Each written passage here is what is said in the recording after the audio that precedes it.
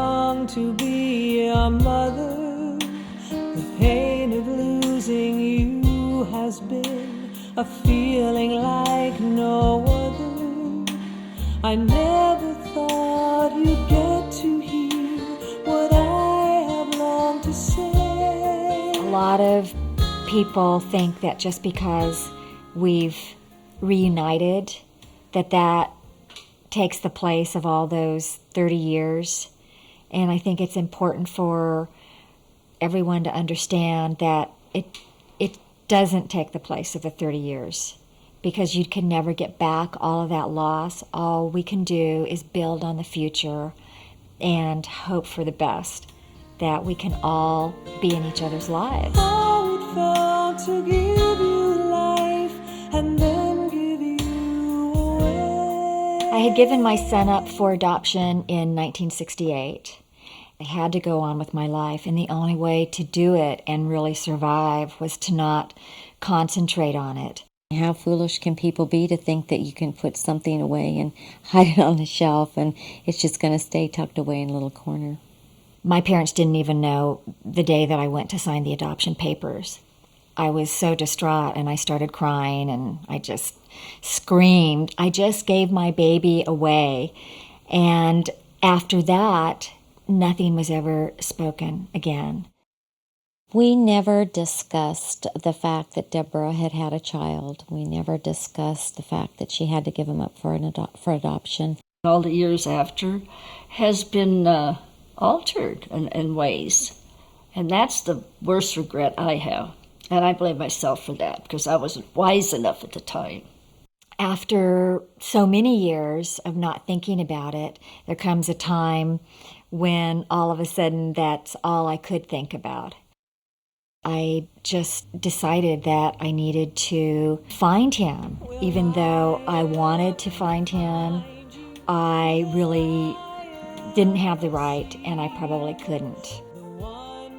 The original birth certificate is sealed away in the closed records. There's an amended birth certificate with the adoptive parent's name on it as if they gave birth. There are only a few states that have open records, which give adoptees access to their birth records. So it's made really, really difficult to find each other. I told her one time, why don't you just look for him? I think going into a reunion, it has all of its own challenges. And the joke with birth mothers was, I'll look for my son, or I'll look for my child when I lose 20 pounds. Oh, I'll look for my child when my kitchen's done. Oh, I'll look for my child when I get the new drapes. It was always something, because we always needed to be perfect, because we were so imperfect. We couldn't keep our own children. I went about doing some research and called a search company, and that started everything. It took less than 2 days for her to find my son's name. I thought of everything. I thought, gee, when she finds her son, I hope he's a nice person. I hope he's not a criminal. I hope he's not, you think of those things. And the next morning, I decided to call, just because I wanted to see if there was, in fact, a person living there with the name of Matthew. Then I would know. Fortunately, it was an answering machine, and he said his name. And it was amazing that was my son's voice. I actually kind of wrote out a little script because I wanted to say the right things, because I didn't want him hanging up on me. When I was younger, I always thought that perhaps, going out to seek a biological parent, even if that's a natural desire, would sort of be a slap in the face to the people who raised you. I introduced myself and told him that I was calling from California, and I was looking for somebody very special to me, and if he had a couple of minutes to talk to me. I remember getting off the phone and talking to my girlfriend and saying, I just got an interesting phone call. Looking is easy, but it's knocking on the door and picking up the telephone and making the initial contact. That's what's difficult. And I remember asking Deborah, I wanted, concrete information. How do I know this is the real deal? During the whole initial conversation, he was guarded. I was surprised, to say the least. And I don't know any other way to explain my reaction to it. I was calling people at 1 o'clock in the morning. Guess who I just talked to? We kept this quiet, and then after so many years, now it's not going to be quiet anymore. Why'd we do it in the first place? We should have just let it all out of the bag then. When I look back at that, I think how sad it was that none of this ever was discussed. And maybe she would have looked sooner if we would have given her some support. He told me that he never thought about me, that he would never have searched. I never felt like there was anything missing. I never had a desire to go looking for, biological parents. He had to know the circumstances of his birth, and he wanted to know what it was like for me. So I guess, I came away with a sense of, these women went through a lot. We spoke a couple of times before Christmas. We spoke on Christmas. And then he called me a few days after Christmas, and he said that he and his girlfriend were coming out to California, and would I like to meet? I guess I was trying to be indifferent at the time, not have any expectations. When the knock came on the door and I opened the door, I was just overwhelmed and overcome, because the last time I saw him, he was 5 weeks old. So here was my little baby, and here he is now, this tall, handsome, 30-year-old man. The emotions, they're really hard to describe, because I started to cry, and I didn't want to cry, and I was laughing, and I couldn't hug him hard enough, and he gave me this great hug, and it was amazing. It's the most amazing feeling, because I never thought I would have that. I guess the thing I was most curious about her was, what's been going on the last 30 years. She told me that she never got married, she never had any kids. And I was wondering, well, is there a reason for that? I was still nervous, and I know he was very nervous because he brought his girlfriend. The three of us hung out here for like 4 hours and talked, and he looked at all the pictures and wanted to know who was who and just made comments, and it was two people getting to know each other, two adults. I thought it was absolutely wonderful that she had found him, and of course I was very relieved that he was receptive to meeting her. I felt like I have a hard enough time maintaining the relationships I already had in my life without starting some new ones, especially one on that level. He told me he had a family and had the 2 little girls. I met them just a couple of months after I met Matt. Within several months, they came over with their little suitcases and stayed with me. My kids love Deborah. They have a lot of fun. And she gets to be the grandma. She's enjoying, I think, that influence that she can have on her granddaughters. They absolutely love Deborah, and they have just a great time together, and I feel so lucky to be included in that. The girls just totally bonded with her. They love Aunt Carol. It's just this whole amazing other part of my life that I never thought I would have in my life. It just adds a whole other level to it. Matt thinks that we don't really look alike, but from the eyes up, we do. I didn't pick up on any resemblance between her and myself. Looking at some of her family pictures, I did pick up on some resemblance between her father and myself. The first time I saw him, I actually thought that he was a cross between his father and my father. I see a lot more similarities between Deborah and my daughter than between Deborah and myself. The only resemblance might be the nose, but I can't see any other. I don't even see her in him. So I'm thinking that maybe I look a lot more like my biological father, who I don't know who that person is. He's not that interested in his biological father. And he wanted to know some things, but not much. Do I have any interest in meeting my biological father? If it fell into my lap, like this situation did, I wouldn't be resistant to it. But I have no desire to go out and research and look. And if Matt wants to find him, if he feels the need that he would like to meet him, I will help him do that.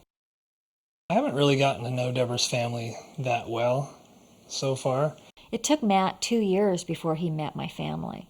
And he made a comment once to me that he didn't feel comfortable with everybody because everybody would be sitting there looking at the adopted kid. So Thanksgiving, everybody was here. And I think my kids, because they're all the same age as Matthew, kind of buffered everything a little bit. I just get the feeling he's kind of shy, and I think when he did come for Thanksgiving, that was a big thing. I got to meet her mom, and I don't know if she really knew how to take me.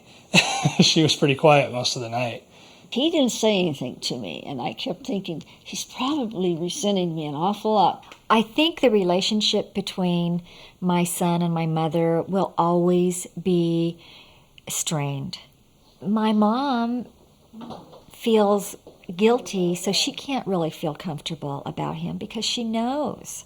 She knows that the reason we weren't together was because of the way she was. I commend him too for, he walked through the door and here are all these people that he's related to, but he had never met before and didn't know. And that was, I'm sure, very difficult for him. My lasting impression of that Thanksgiving dinner was that, her mother was really quiet most of the time.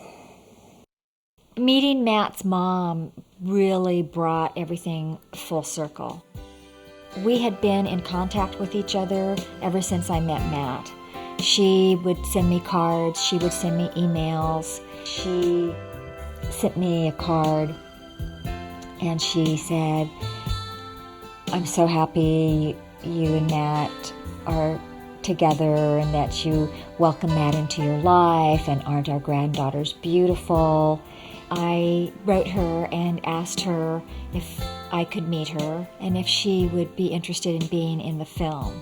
And she's not well, but she wanted to try, and she wanted definitely to meet me. I wish everybody had the pleasure of meeting our children's birth mothers. It's sure been a pleasure for me. She told me on the phone that to be in the film was important, that she could show that everybody could love each other and get along. Well, I was prepared for her illness.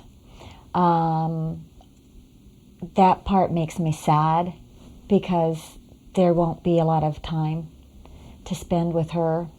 I've always wondered what you thought about me over the years. Because What I thought about you over the years? Mm-hmm. I'm just glad you didn't get an abortion, that you had him, so that I could be a mother.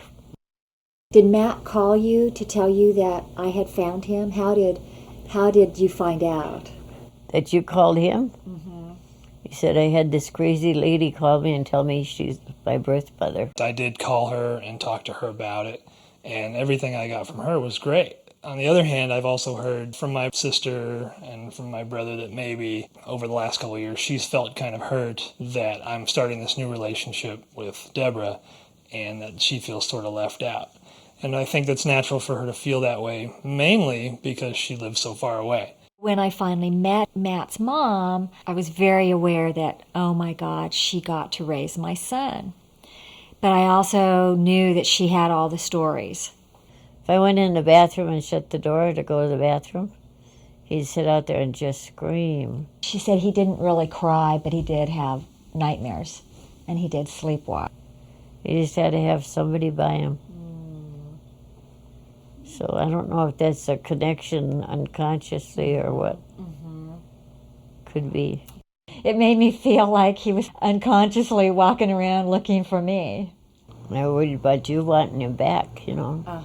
I didn't know who you were, but it was a concern that what if she changes her mind, and I had him placed in my arms, and he was mine.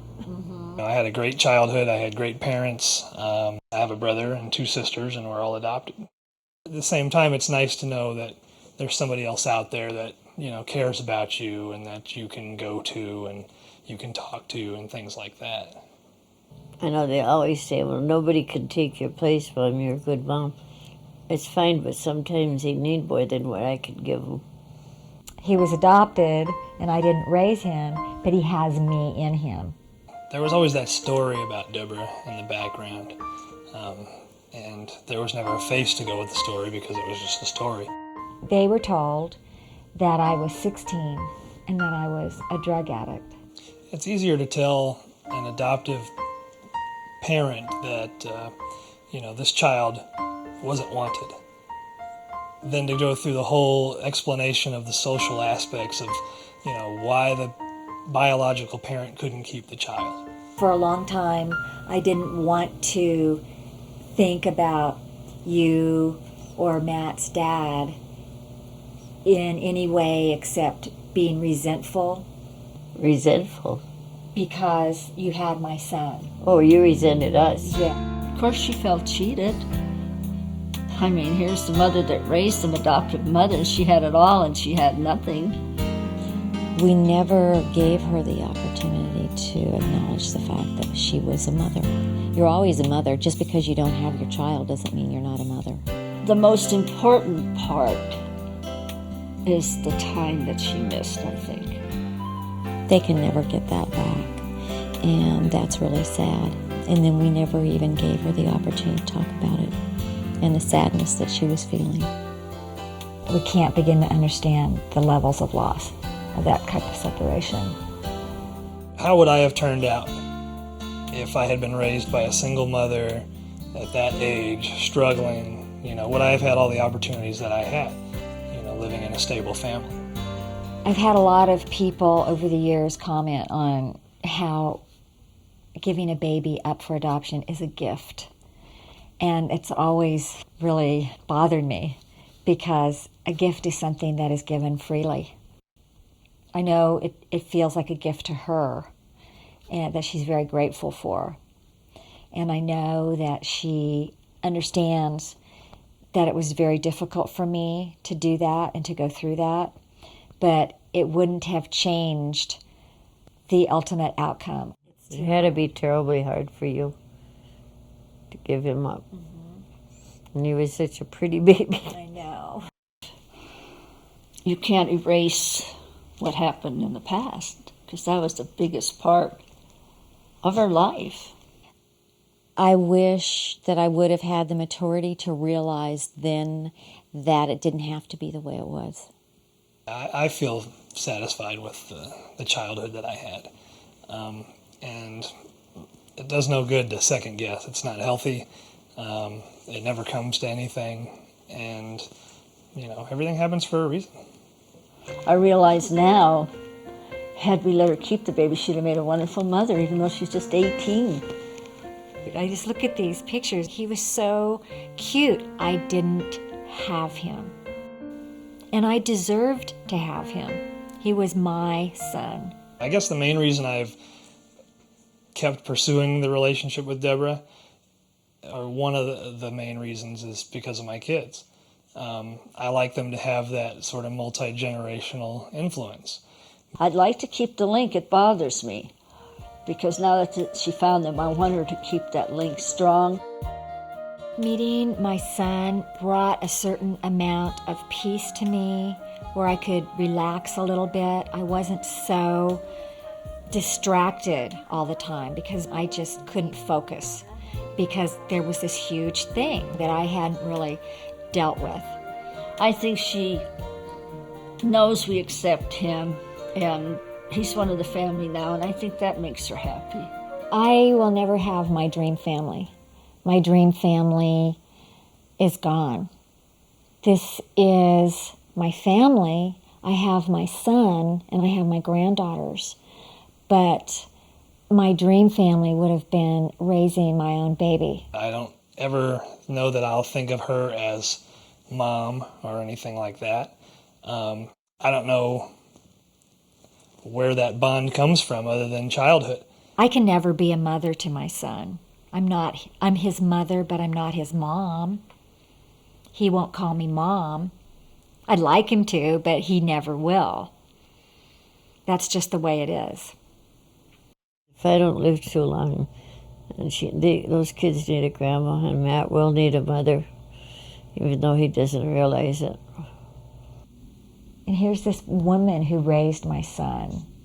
It's just so bittersweet that now we're meeting at the end, pretty much, and it's very sad. It's very sad. I just wish my dad had lived for the whole experience. He would have been thrilled.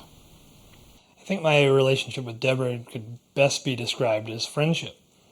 And I think that's probably all it's ever going to be. We go to the next level, which is really digging in, trying to find out who we are and in relationship to each other. But this whole process is an evolution, you know. I mean, really, we're closer to the beginning of knowing each other than we are to the end. From the point, from when he was born to the point before she found him, it was left unresolved and unfulfilled in her heart. Now she can go on with the rest of it. I enjoy spending time with her. You know, mostly we get together, have lunch, have dinner, catch up.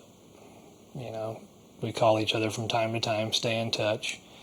But, it's real life. It's not the movies. Adoption, it never ends. It's just a continual journey.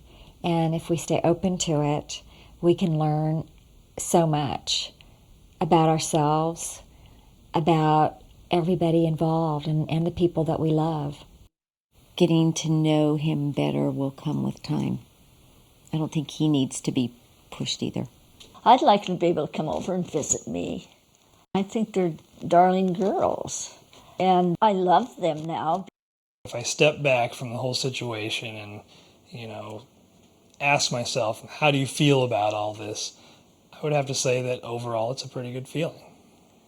I encourage all birth parents to look for their children. I encourage adoptees to look for their birth parents, though I know it's a little more difficult for adoptees to search because they want to be found. He's going to need somebody. Mm-hmm. Everybody needs somebody. That's right. Wanting to know where you come from has absolutely nothing to do with the love that you have for your adoptive parents. And there's nothing that can ever change that. I'm sorry that his adoptive father died years ago. Meeting her and putting her in the story was something that was necessary and also very healing for both of us. And the fact that the two mothers can come together is something that's very special. But it's just been so wonderful meeting her. She is a great lesson in acceptance and for other adoptive parents. It's just been so amazing again. Why? So just amazing that we're here. Oh, it is. It's not this, it's all better now, which a lot of people think that's the case when you search and are reunited, because all we see are the airport reunions. And that's what we want. We want that happy ending. We want the quick fix. And then we can forget the 30 years in between. Do you have any you'd like out of there? You sure? Yep, I'm sure. Oh my God. That was his 18th birthday. Yep.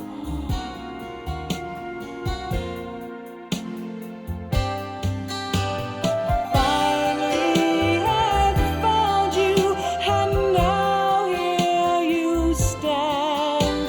Who are you, this stranger, this handsome young man, who's walked along life's rocky road without this mother's touch? My tears are for the years that I've spent missing you.